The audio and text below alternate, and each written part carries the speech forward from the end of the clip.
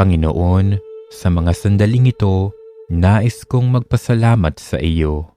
Maraming salamat sa mga biyayang ipinagkaloob mo sa akin. Binigyan mo ako ng higit-higit pa sa mga kinakailangan ko.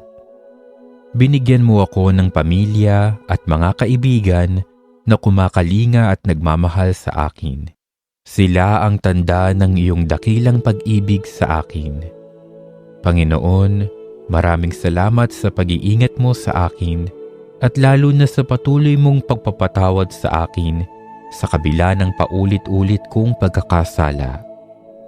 Pinangangalagaan mo ako laban sa mga panganib. Tinutulungan mo akong gawin ang tama at nagpapadala ka ng mga taong kaagapay at karamay ko sa buhay. Sa iba't ibang paraan, ipinadadama mo sa akin ang iyong presensya. Panginoon,